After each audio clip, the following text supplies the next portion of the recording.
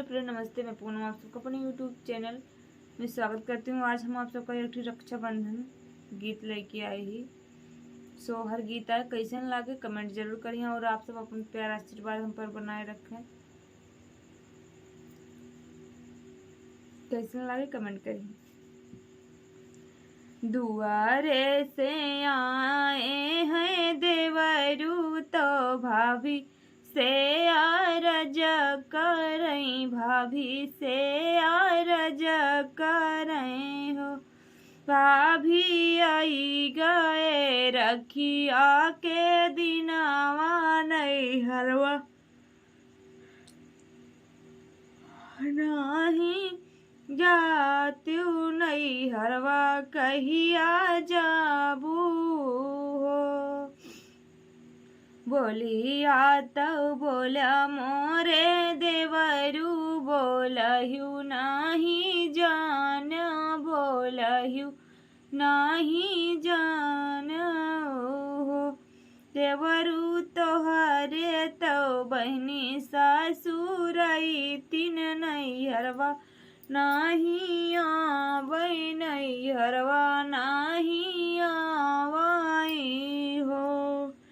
यतनी वचन सुने देवरू सुनहु नहीं पाए, सुनहु नहीं पाए हो।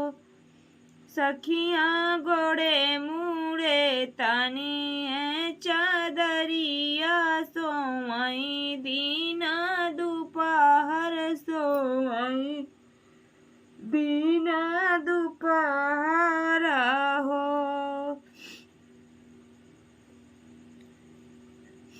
घर में से निकरी है रनिया तो राजा के जागवई, तो राजा के जागवई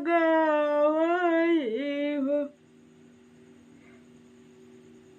राजा उठी के तू करा दा तुनिया पियाऊ जूड़ा पनिया, पियाऊ जूड़ा पनिया हो।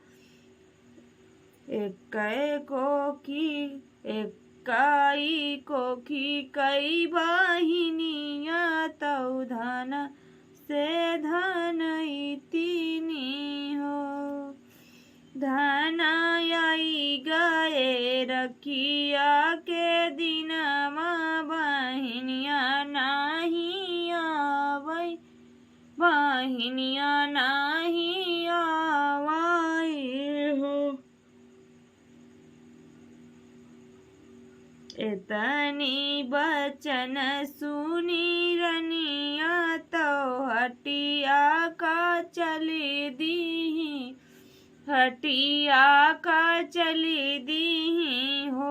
रनिया लैली लाल चुनरिया तो ननदी के घरे गई, ननदी के घरे गई हो। ननदी तू तऊ धन कई धनई तीन नहीं हरे नहीं आऊ त्यू नहीं हरे नहीं आऊ त्यू।